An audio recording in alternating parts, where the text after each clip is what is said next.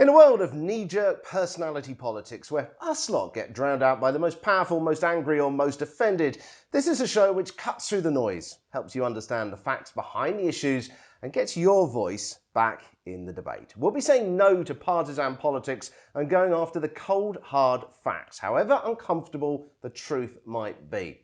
Two of our topics this week, which I'll be asking you to vote on, are what will really happen if Brexit is cancelled and how much should political parties know about your personal life. This is the Midson Project. I'm Richard Midson and I'm on a mission to repair democracy. Well, at least do my bit to help. Also, later we'll be discussing in our masterclass section how you can get your voice heard as well, whether you want to launch a local campaign or be heard on one of today's issues. Now, if you don't agree with one of my guests, don't just sit there and whinge, come on the show. We're kicking off with one guest just to try and make the production a little bit easier, but I would much rather have different opinions on this show. So I'm going to be asking you to vote on the issues throughout the show. So whether you're listening on a train in the future or watching live on a giant TV on your sofa right now, grab your device and get ready to type your thoughts. You can do that via the website at themidsonproject.com, on Twitter at Midson Project, or directly on YouTube at the Midson Project as well. There is just one rule, as I say, leave your partisan politics at the door and come armed with some facts. Joining me this week is a man who has certainly found himself involved in the media earlier this year and has a deep knowledge of political campaigning and campaigning technology. So we're going to start on that. Now, if I told you I knew everything about you, how would you feel? Unnerved? Happy? What if I could stop all the terrible advertising that, is so irrelevant and goes on all day long and show you just a few adverts a day that might actually relate to you? Would you go for that maybe? Or what if I could use that information for politics to catch you at your most invincible? What if I use that information to understand if you might be persuaded? Or are you the kind of person who actually is prepared to change their mind if they hear some good arguments that they're not getting the opportunity to hear? Earlier this year, a massive media storm blew up over a firm called Cambridge Analytica, the data mining firm which reportedly helped the Vote Leave campaign in the UK. The chief executive was accused of various rather questionable actions as well, which I'll leave out here for legal reasons. The firm was banned from using Facebook, where they reportedly gathered huge amounts of information. This week, it also emerged the person who revealed much of the workings of the firm is about to publish a book called Mind, let's say F-U-C-K, Cambridge Analytica and the Plot to Break America. So where should we draw the line on data mining? My guest today was the Chief Technical Officer for Vote Leave campaign in the UK for the Brexit referendum, and also has produced apps and all kinds of technology as well. And he has a really good understanding of data mining and political targeting. His name is Thomas Borick, and thank you very much for joining us, first of all. Absolutely. Look, the whole point of this show is to try and discuss the pros and cons of some of these issues. And what I want to ask the question for everyone here is, should this kind of political usage of people's data be banned or not? You're obviously in quite a knowledgeable position on this. So first of all, let's look at the pros of it. Why should we have this kind of data mining? Campaigns should be able to listen to their voters. Campaigns should be able to understand who their voters are. And after all, a politician is merely a reflection of their voters. There's no point having a series of principles or policies that aren't reflected in your voters. Yeah. After all, you're there to be their ambassador. You're there to represent them. But how does data mining relate to that?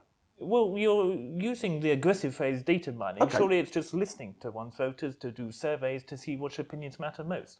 Are you in favour of building another hospital? Are you in favour of investing in your NHS? Or would you prefer more in your defence? Or new hospitals, new schools? Or something else? But I suppose people would sort of say, well, what, can't you come and just do a survey? Because the whole issue about the Facebook thing was this feeling that people's data was being used without their permission, wasn't it? Informed consent is one of the most important things we have. The General Data Protection Regulations, what all campaigns should be following, and they should be following it across the world. It's really important whenever you contact a campaign to have a clear understanding of what information you're giving that campaign. But campaigns shouldn't be out there to vacuum up everything they can find. It doesn't matter how many Pampers you bought last week or which car you drive. It's about understanding your voters. If you do that, there's no purchasable data set that will tell you their whims or their desires. Well, I was going to say, can you tell us, because you know this stuff, I mean, how much information is actually there? I mean, is this about where you vote? Or, could you tell where I shop, where I, maybe if I suffered a mental condition or something like that, medical condition. Medical How deep can it get? medical conditions are absolutely prohibited to be bought and sold. We have incredibly strict regulations across the world on things like that. Yeah. Your medical records are sacrosanct and should be always kept such. The NHS is a very good provider of it. I know there's certain rumours and stories out there. I have absolute faith that our NHS looks after our medical records properly. Right. So in terms of this data for political use, what Yes. sort of information is actually collected and used, and how is it actually processed? So one of the stories being put round in the one of the recent elections was the Labour Party that advertised on the maternity app. So based on your period tracking and period cycles, it was then able to put certain advertisement and certain images to say they were more caring for a family setup. So based on the type of user that was using that app, they had a series of different images and advertisements related to their needs or desires. If you are trying to attract new mothers, if you are trying to encourage them to support your policies, it's a fantastic way of reaching that community. Because you're targeting. Because you're That's the whole targeting. point. Exactly. So, I mean, the point I made at the beginning was that irrelevant adverts annoy me. Exactly. So when you actually get an advert that's relevant, but I suppose the concern here, and this is where a lot of the media sort of furore has been around, is in terms of whether this is manipulation. That by targeting a certain type of person, you're only giving them one side of the argument, so the person with the most money who can buy this sort of service is going to win. What's your favourite kind of ice cream? Oh gosh, that's a good question.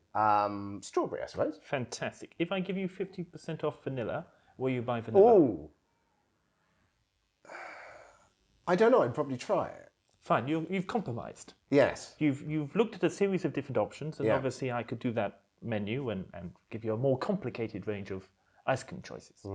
But I can't offer everything to everything. I can't tell everyone that I can solve all their needs. I can't offer everyone a new primary school in their local road. But I can say, what about that school there? And give people a range of options. Now, for some people, it's not their favourite, it's not that strawberry, Yeah. but it's at 50% off and it's good enough to help them have that catalogue. Yeah. Many of the political parties would describe themselves as broad churches, a total mix. We've had that astonishing situation in the Conservative Party where they got rid of over 20 MPs based on different voting preferences. Yeah. A broad church requires people to have that compromise, that general conversation. Yeah. So, but in terms of using the data to target people, Yes. how does that relate to that? How do you... So your data, and there's a series of different licensed data brokers in the United Kingdom. In terms of Experian, your credit references, and all those different things, there's a lot of purchase data that they get, and they create models upon models. And they can tell you the people that are categorized, a mosaic categorization, and that's about 70 different stratas in the United Kingdom. We create different stratas and different setups for our clients to be able to make sure we have groups or cohorts of customers that are most likely. Sometimes we see that with computer games or chocolates, the other things that we sell. Yeah, I mean, advertising is a clear example whereby people are targeted anyway, isn't Yes. it? So it's maybe the thing is here is it's the fact that we're bringing in the word politics, isn't it? What's the difference? But that's what I'm saying. Is that, so if we're looking at the pros and cons of this, whether data mining, just to use this phrase, should be banned or not, we're actually saying, well, what's the difference? We're just talking politics here. So what about this aspect of people feeling that they weren't asked permission to use that data? How I do you think feel that's about dreadful. that? I think that's really, really concerning to have someone that feel data violated. There is no easy way to describe it. When you go onto a platform, there's many terms and conditions. And I've gone onto platforms, much like the rest of us, and just clicked yes. Yeah. That is not okay. And when you go to Facebook, when you go to Twitter, when you go to Snapchat, when you go to TikTok, it doesn't matter what platform you are doing, you are giving consent for that platform. If you do not pay for that product, you are the product. I cannot say that enough.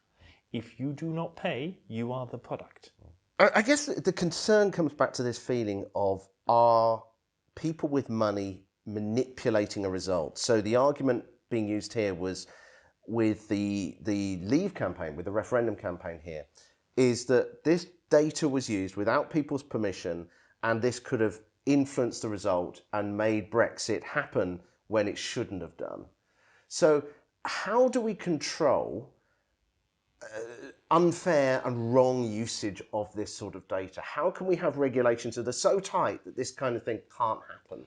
Well, first of all, I'll go back to one of your things you said in the introduction. Cambridge Analytica never worked for the Vote Leave campaign in any capacity. Right. In terms of going back to our ice cream choices, what is your least favourite flavour of ice cream choice? Oh, gosh. Lemon. Lemon. What kind of discount do I need to give on the lemon flavour to get you to buy it? Even if I paid you 10 pence, would you have some lemon? Yeah. Now, Probably not. I can't get you to go against your core interests. I cannot manipulate you. No amount of bribery is going to get you to do something. But that is to an self-harm. extreme, isn't it? It's that kind of, I suppose, if you've got data, you can look at someone and say they've voted for different parties before, so they're more likely to wave. We could push them that little bit extra. So there's fantastic examples about this. The great one is the word yawn.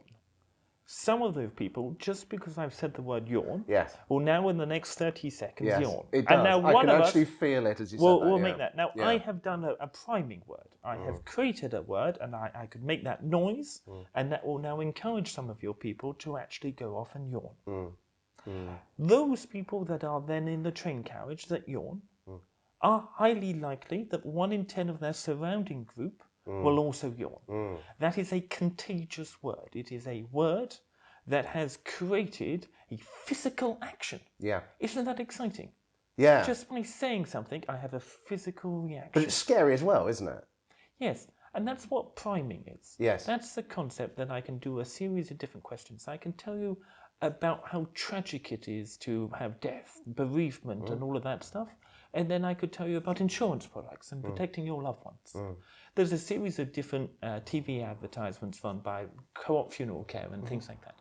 A lot of what they do is they set the tone, the music. What are the kind of things to get you ready for are you prepared to leave your family with that cost? So within that 30 seconds, they tell the story. They give you the reason, they set it up, they set the music, and you understand the concept, and then they hit you with a sale. You are therefore more likely to do that. If you did the same in a political advertisement, for example, the great advertisement run in America, when the phone rings at 2 a.m., who do you want answering it? Many of your people might remember that advertisement. That set an image, that set a concept, that then told a narrative and then had a person picking it up. So when it comes back to politics then, people may argue that what we should be doing is just delivering facts. But we also know that in politics, it's also about emotion. I mean, look at the Brexit debate in itself. There's a lot of emotion involved in that and how people feel. So should you be allowed to use that kind of emotive persuasion rather than just delivering facts? I always know that vanilla ice cream is just the best. Give me the actual fact for why you don't like lemon. Oh, that's a very good point. Yeah, I couldn't describe it to you. Is it the crystalline structure of lemon? I'd have to really think about it. It's just a feeling, isn't it? It's just a feeling. Oh, it's a tough feeling, isn't it? It's really interesting. Could you put on a piece of paper for me that feeling? And I challenge to all your viewers, what is the thing you most like, the tasty ice cream, or the thing you least like? And again, describe to me exactly what it is in facts. Not because of, or it feels soft to the tongue, or whatever it may be. What is the fact?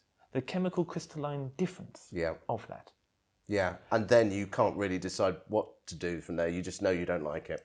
No, really, really interesting point. So the whole question here is then, and the question that I'd like you to answer on the website as well. So it's the midsonproject.com/episode1 on this first question then. Should data mining, although we're disputing that term in itself, should it be banned or is it perfectly acceptable? Click your answer on that one.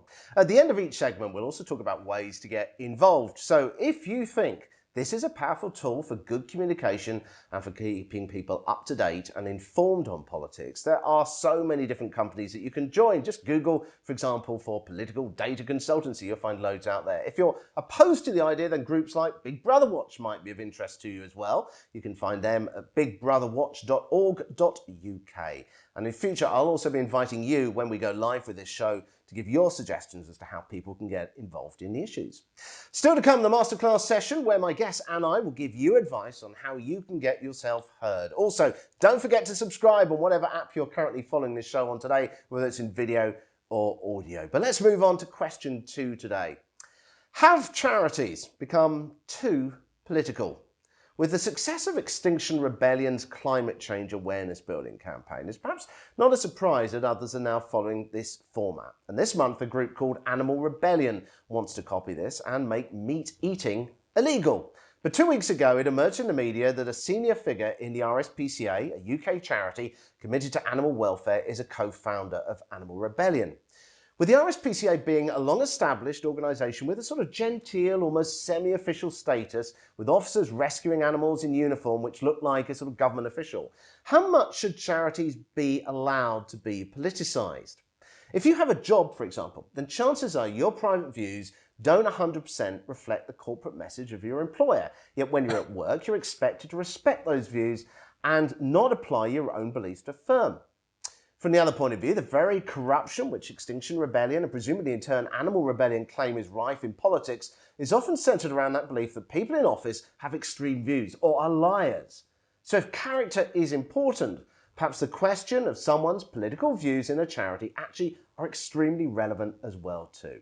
It's interesting that only the other day the Charities Commission, the body which regulates charities in the UK, released the following statement. They said this: if charities appear to the public to be engaged in political debate not because they're representing their beneficiaries or bringing expertise, but because they're taking a position on one side of a political divide, this undermines public confidence in charity as something special, which can inspire trust where other institutions do not. Charities are also banned from donating directly to political parties as well. So what do you think? Question 2 today then is this: should the rules be stricter on how much charities can get involved in politics, stricter or less strict? And I want to bring Tom in here again to talk about this, because Tom, you've been involved in lots of different campaigns. And you were saying earlier about the whole sort of broad church of a political party. So the reality is, in any charity, you are going to have a huge range of views. What's your take on this? I think it's incredibly important that all entities have a ability to espouse a policy viewpoint. We've seen it more recently in the church on the Brexit debate to calm the temperature down. Yeah. So there is a difference, though, of having a policy standpoint and saying vote for Bob. Mm-hmm. And I think that's a really important difference, and it's crystal clear in charity law. You can say we support or we want this X, Y, Z. Immigration standards, healthcare reform, this, that, taxation, it doesn't really matter. But what you cannot say, and you must not say, is vote for Bob because Bob will deliver that policy. But where do you draw that line, though? Because yes, you could say that specific line, but in this particular example of this charity in the UK, does that cross the line when you've got someone in a significant position who says that meat eating in this particular case should be illegal? So, first of all, I would defend the right of any senior executive to have other jobs or other roles. So It's possible not to really have different views, is it? So, and other pastimes, and if they're doing this in a voluntary capacity and things like that, then obviously they have the right and liberty to have that. Mm. In terms of whether or not some royal appointments and things like that, and in terms of the RSPC, the Royal Society for the Protection of Animals, has different regulations, obviously it's an interesting thing and could be looked at. Mm. I think it's incredibly important. Their wider mission and objectives are fantastic. What they've done there is incredibly impressive. Are they allowed to also want the banning of meat as a substance? I certainly would be surprised if that was the RSPCA official line anytime soon. But I know there's other charities that do advocate that line. Because there was one I was reading up about. I think it was a poverty charity called, and I only glanced at this, so need to check the facts on this, but War on Want, who are apparently a national lottery-backed charity, are a partner of the Stop Trump Coalition, which to me sounds like that's going beyond. Well, we kind of have this idea of a charity as being a group of nice people who go out on the street and help some people do something, yes, rather than as a campaigning organisation. But then ultimately, I suppose the counter-argument to that is, well, why can't a charity get involved in politics? Because if they're trying to reduce poverty, one of their ways of doing that is to influence government policy to reduce poverty. So isn't that the better way of doing it than trying to just sort of plaster over the cracks? I mean, that would be the counter-argument, right? Yes, I certainly, in terms of the previous examples, whether or not they've donated to a PAC or a collection, and therefore they would argue that's not the same as a party, therefore it's not a prohibited activity. Right. There might be a So slightly that's a sort of nuanced way argument. around of donating to. That would be an American Right. example, but I do not know the details. Yeah. In terms of this specific point here, when you take the charity status, when you take the duties and responsibilities of the tax relief and things like that, you are therefore compromising on what you can do. As a commercial entity, absolutely, I'm very happy. Like Goldman Sachs that donated huge amounts of money to the In campaign. That had a company policy, it had a consultancy service, and had a team of activities that it believed in, and therefore, as a company, Goldman Sachs contributed to the In campaign because that was part of its broader marketing and campaign strategy. You saw that with many of those different corporations. That's a really interesting point. So going beyond the charity sphere, we're talking about private company involvement.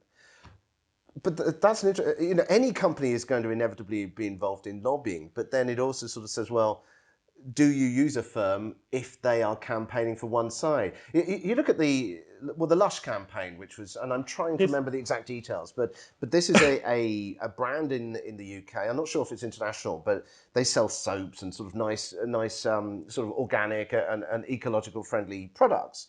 And they launched a campaign to do with police corruption, wasn't it? That it was a kind of a marketing advertising campaign, which then got dropped very quickly. And it does raise this question again of actually how far private companies, charities should get involved in politics. And obviously one has to check the facts on all such things. I think there are certain entities out there that do donate very heavily to different political causes. Yeah. And that is an interesting problem. So to go back to that question at the beginning, which is should the rules on charities being involved in politics be strict or less strict? What's your sort of take? I think at the moment there's huge rumour and accusations that the charities are not doing it properly and not following the guidelines properly, and therefore those rumours should be investigated and either cleared or persecuted. And that's really important. But do you think the actual rules themselves should be stricter? Or clearer even, if there is confusion? I think the rules should be much clearer in responsibility as well. So at the moment, the leadership teams of the charities do not have that direct accountability for their actions, and I think that could be much clearer. Right. It's an interesting question, isn't it? What do you think about this one as well then? Do vote on this. If you're motivated, for example, by the Animal Rebellion debate, then you can find more details about that at animalrebellion.org. If you want to protest against the politicising of charities, then you can also report a charity to this website in the UK, which is www.gov.uk/complain-about-charity.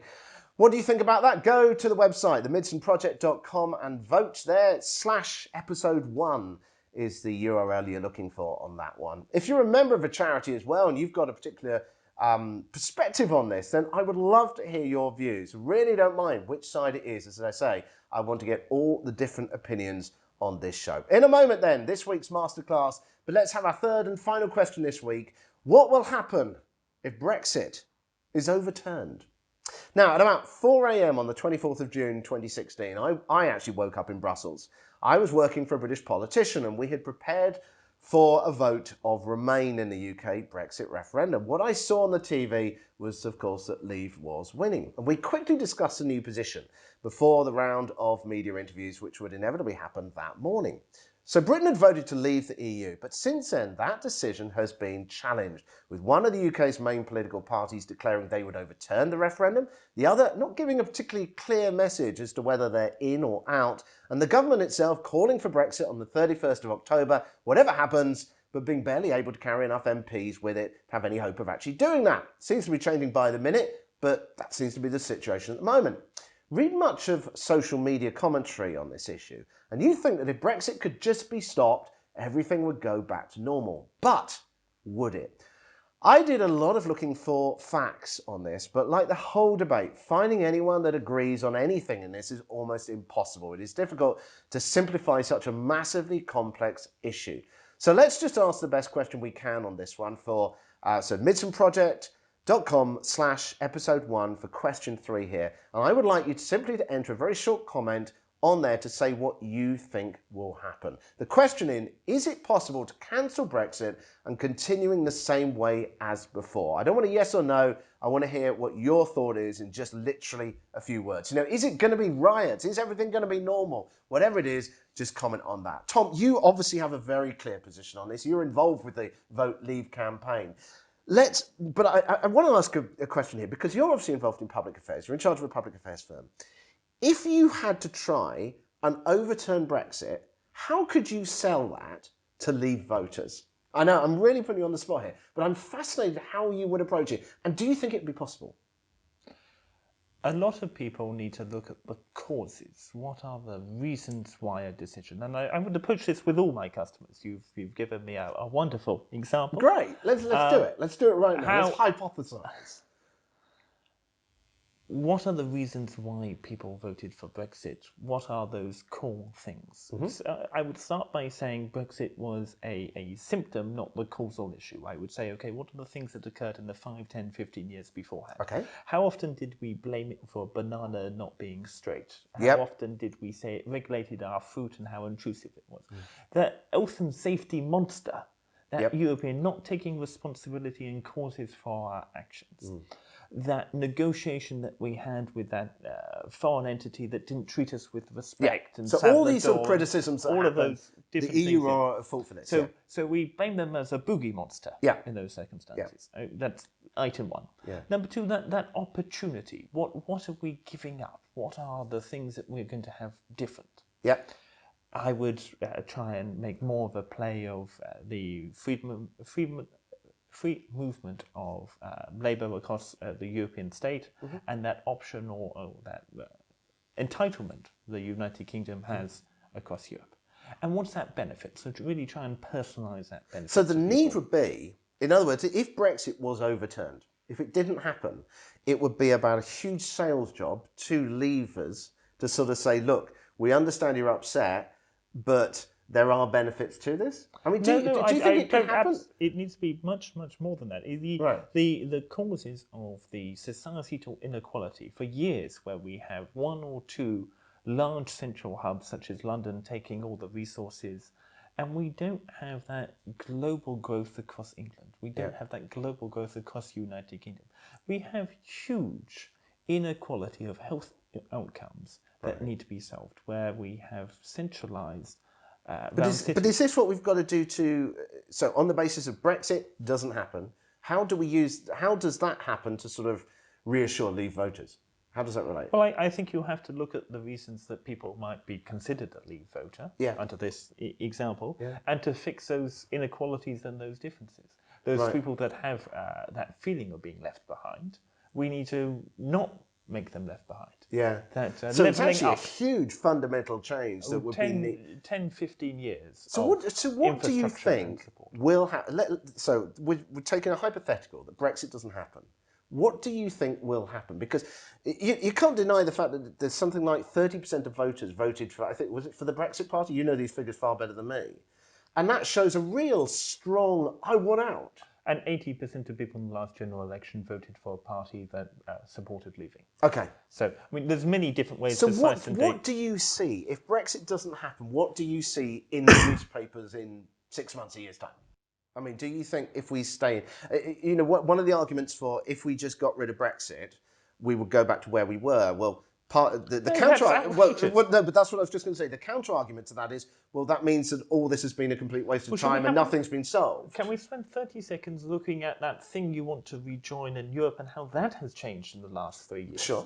You know, the qualified majority voting, that EU army, that certainly wasn't the entity we left. So if Brexit doesn't happen, it doesn't really solve anything. Well, well, someone's not going to be happy, are they? A lot of people are If not going to be happy on both Brexit sides. happens, Leavers will be happy, and vice versa. But I'm not sure anyone, once it happens, people will be happy. Yeah. The first call will be for unity. The first call will be working together, because it will take 100% of this population to win. It's not okay. So once, let's say Brexit does happen then. Yes.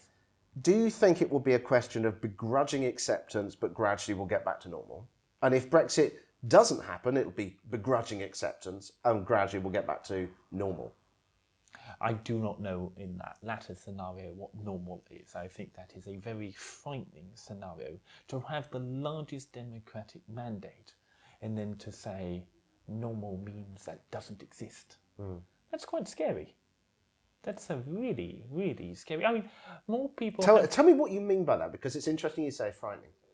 Because I get to vote in Big Brother or Celebrity and all of that stuff, and I get Love an influence Island, whatever, yeah. and all of that stuff, and I understand how those voting systems work, and it's someone leaves or someone wins. Yeah.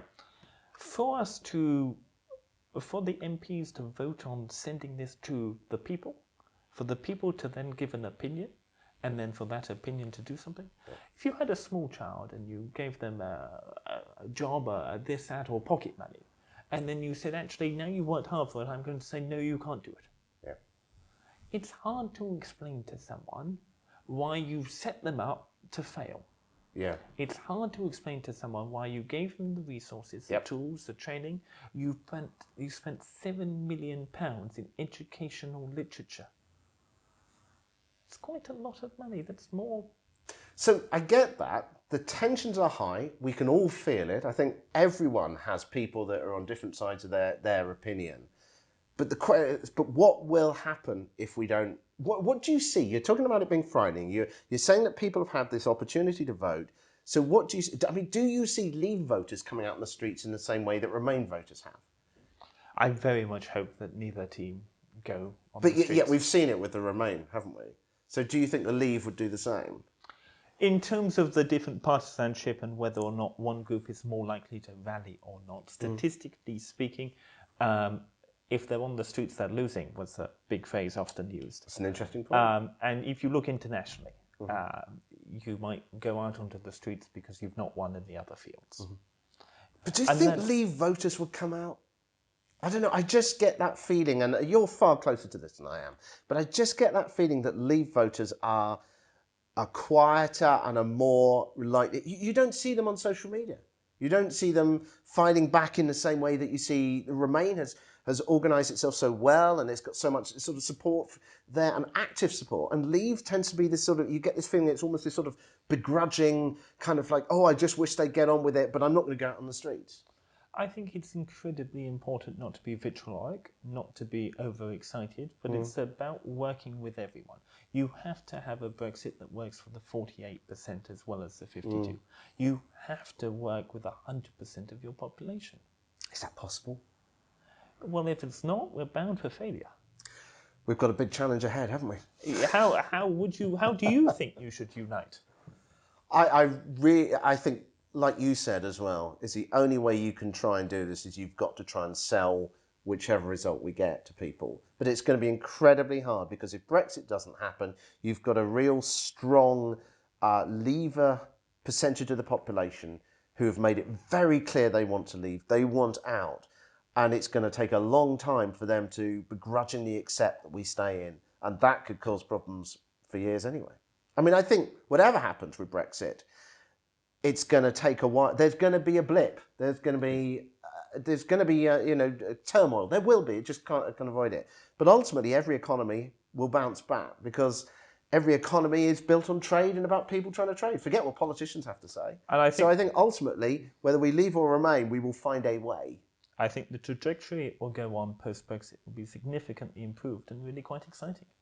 We will see what happens. Let us know what you think about that as well. Tom obviously has a very clear position on this. What about you? Are you a Leaver, a Remainer? Let me know what you think is going to happen if Brexit doesn't happen.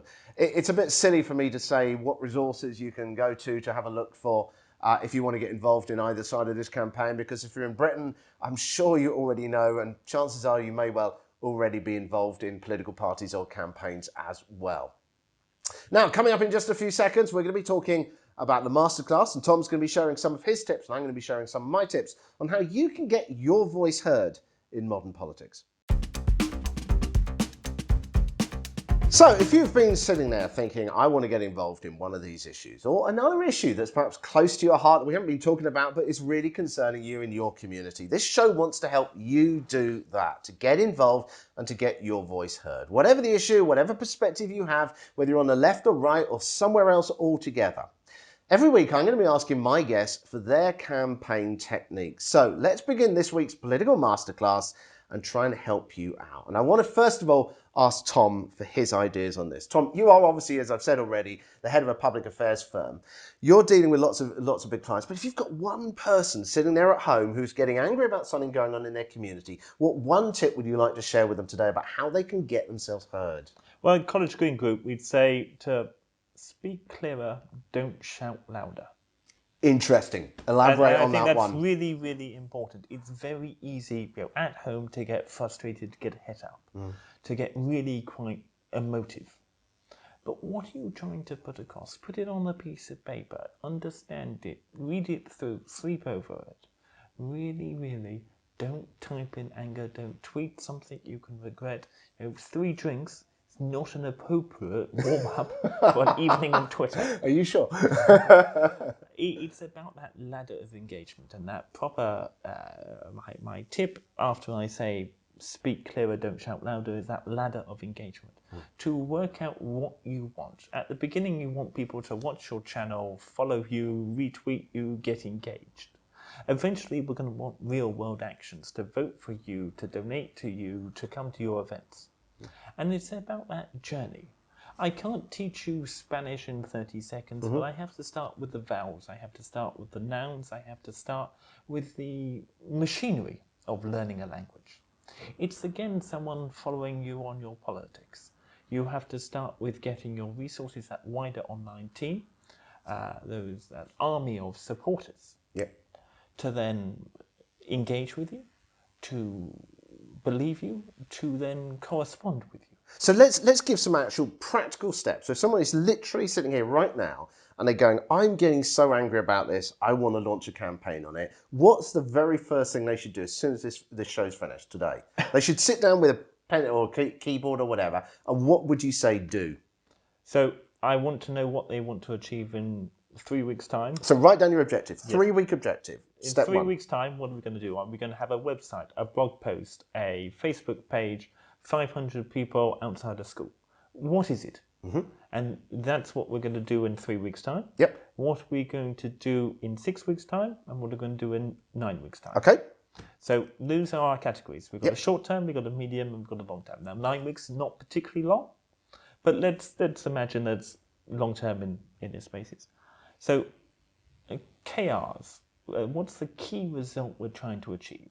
I want the most impactful school protest. Yep. So I will want some local newspaper involvement, a blog post. What are the key results of that? Often we'll have amorphous aims, objectives that are slightly unclear. The best protest or something.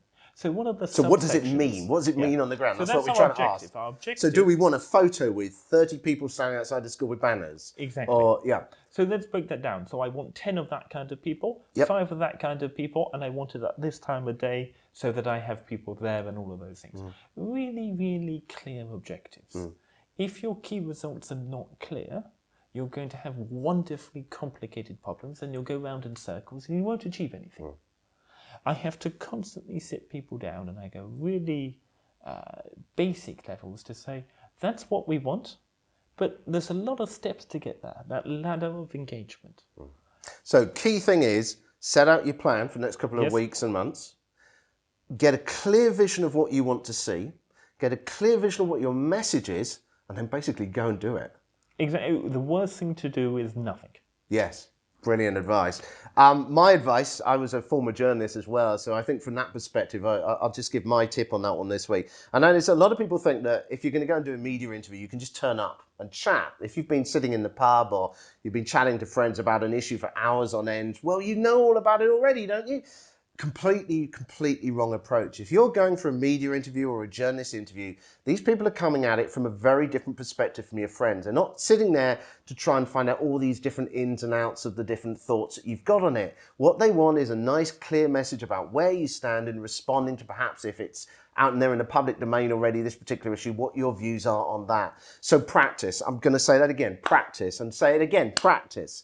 Get your 3 lines. That's the easiest way to think about it. The 3 key points you want to get across, and practice it, practice it, practice it until you can say it when you're asleep, when you dream it, when you know those things. Because when you're in a media interview, you're going to be under a sort of pressure that you've never experienced before. Now, that doesn't necessarily mean the journalist is being nasty to you, but you're going to be under pressure for time. You're going to be under pressure because they're going to want some answers so they can go and write their story, or they can do their broadcast interview, or however it's doing, even if it's for a blog or a newsletter. They need to get on with it. So they don't want to faff around for several hours. They want it clear and they want it straight to the point. So practice those until you know them absolutely off by heart. Because when your brain freezes up, which I can almost guarantee you it will the first time you do this, you'll be able to recall those points, go back to them, and you'll still come across in a professional way. I could, of course, talk about that for absolutely hours, but I hope that tip will help you.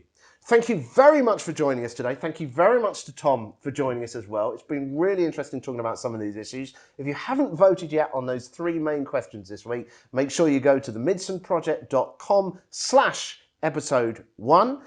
I'm looking forward to this show going live in the future as well, because I would really like your feedback and interaction with the show as well, so that you can ask questions to our guests too. Lots more issues to discuss. Let me know what you would like to see, and I will speak to you very soon.